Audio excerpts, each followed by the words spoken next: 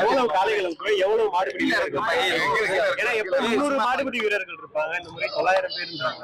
இல்ல சார், மாண்புமிகு தமிழ்நாடு முதலமைச்சர் அவர்கள் என்னுடைய வழிகாட்டுதலின் பேரு அரசனுடைய விதிகளுக்கு உட்பட்டு நம்முடைய மாவட்ட ஆட்சியர் அவர்களுடைய தலைமையில 1100 மாடு இருக்கிறதா முடிவு. 900 வீரர்கள களை இறக்குறாங்க. 900 வீரர்ல இப்ப பயணி இருக்காங்க. நாளைக்கு வரும்போது எவ்வளவு பேர் இருக்காங்கன்னு தெரியாது. அதனால அதேமா புதுசா இந்த வருஷம் 10 ரவுண்டு வச்சிருக்காங்க. 9 ரவுண்டு வரைக்கும் தான் வீரர்கள். 9 ரவுண்ட்ல செலக்ட் பண்றவங்கள 10வது ரவுண்ட்ல இறக்க போறாங்க. ஒரு ரவுண்டுக்கு மேல அடுத்த ரவுண்டுக்கு முதல் ரவுண்ட்ல விளையாடுறவங்கள அனுமதிக்கிறது.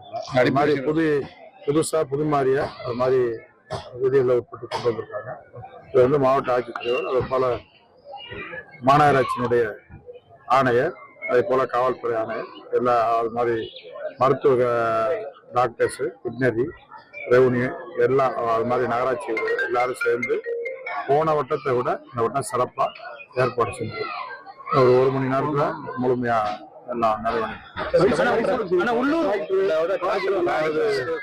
மாண்புமிகு தமிழ்நாடு முதலமைச்சர் அவருடைய சார்பில் சிறந்த மாட்டுக்கு டிராக்டரும், சிறந்த மாடுபிடி வீரருக்கு மாண்புமிகு துணை முதலமைச்சர் சார்பில் காரும். சிறந்த மாடுபிடி வீரர்கள் நிறைய பேர் தொடர்ந்து வைக்கிற கோரிக்கை என்னன்னு பாத்தீங்கன்னா, அவங்களுக்கு ஒரு அரசு வேலை வேணும். ஏன்னா நாங்க உயிரப்பணையை வச்சு விளையாடுறோம், எங்களுக்கு ஒரு அரசு வேலை தலையாய கோரிக்கையா இருக்கு. இது சம்பந்தமா நம்ம துணை முதல்வர்கிட்ட எதுவும் பேசுவதற்கான வாய்ப்பு என்னன்னா அவங்க சொல்ற கோரிக்கையை நம்மளோட கவனத்துக்கு. ஆனா உள்ளூர் மாடுகளுக்கு டோக்கன் கிடைக்குதுன்னு சொல்லி உங்ககிட்ட சொல்லியிருந்தாங்க. சட்டத்துக்கு உட்பட்டு யாருக்கும் டோக்கன் கொடுக்கறது இல்லை. முதல்ல அதுவே தவறு. ஆன்லைன்ல இப்ப என் பேர்ல மாடு இருக்குன்னா என் பிஏ மேல ஆதார் கார்டு போனா அது செலக்ட் பண்ணாது. அது மாதிரி சில தவறுனாலும் இது பண்ணிருக்கோம். மொத்தத்துல 12,560 மாடு என்னமோ பதிவாயிருக்கு. மொத்தத்துல நீங்களே பாத்தீங்கன்னா 3300 மாடு தான் டோக்கன் இருக்கு இப்போ கொடுக்கப்பட்டிருக்கு. அதனால 9,000 பேருக்கு கொடுக்க முடியாது. அப்படி கொடுக்க முடியலனாலும் இந்த கலைஞர் நூற்றாண்டு ஏறுதல் அரங்குக்கு இப்ப எல்லாம் முடிவு பண்ணி சுற்றுலாத்துறையும் மாவட்ட நிர்வாகம் சேர்ந்து அதுக்கான ஒரு கட்டணத்தை நிர்ணயித்திருக்காங்க. அது பிரகாரம் தொடர்ந்து இங்க வாய்ப்பு இல்லாதவர்கள் அங்கே ஜல்லிக்கட்டு நடத்துற போது அவர்களுக்கு வாய்ப்பு தரப்படும். இதை தொடர்ந்து அங்க நடக்குமா சார், இல்ல தனியா மாவட்ட நிர்வாகம்? எதுக்கு அங்க மாவட்ட நிர்வாகமோ நடத்தாது.